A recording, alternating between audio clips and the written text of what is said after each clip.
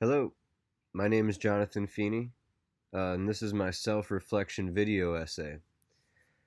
I'd like to start out by saying that I've learned so much in class, more than just knowledge, useful knowledge, that will help my career in a literal sense. A perfect example of this is the final presentation.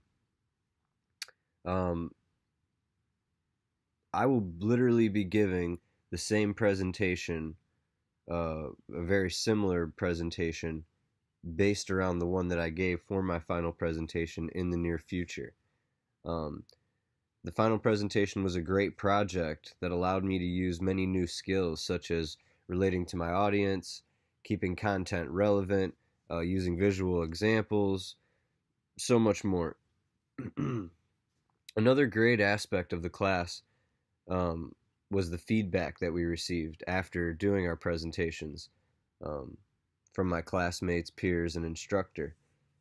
Getting to create a project based on what we were learning and then having the creative freedom to use our own format was such a great approach to teach me and my fellow classmates the skills and new ideas for different media outlets and whatnot.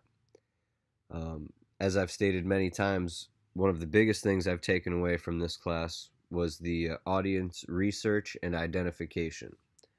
As artists, I've always thought, or we have always thought, that what we are trying to say was the main goal and focus. But while studying Resonate by Nancy Duarte and tuning in class, it became more clear that who is just as important, if not more important. Um, the audience identification and research will allow me to tailor my information or presentation in a way that will impact and relate to my audience. To point out another great learning moment after my presentation, during the feedback segment, a student pointed out slide 6, a slide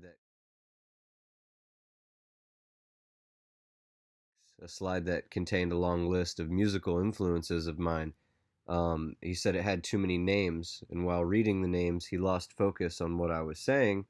And on the flip side, or the other side of the coin, another student pointed out that um, because the dialogue was so long, he read two or three of the names and then tuned back into what I was saying. This brought up a rather educating and useful discussion on how do you emphasize a large list of things without maybe droning on, or without having a word heavy slide, or a slide with a lot of pictures tends to be crowded.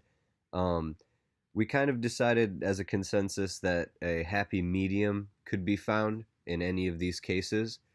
That being said, with enough time to prepare, you can do your audience research and decide if or what approach would keep their attention best.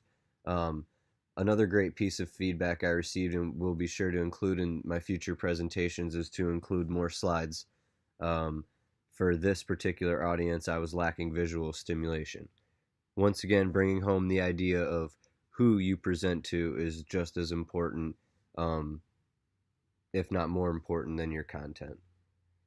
Um, Another great concept that we've covered and I will continue to use in my presentations in the future is the star moment. My star moment was me asking the audience, my classmates, to choose from a list of 4 different styles of music, and I would sing the corresponding song or link that went with that genre. This moment really, really grabbed everyone's attention. There were no eyes down or on their screens, and I had the room's tension in my performance. Um, I choose to sing because this is where I'm most comfortable, and most people kind of have that awkward, what's he gonna do? Is he gonna be good? We should all listen type of atmosphere. This builds my confidence so I can articulate my words better and feel more comfortable.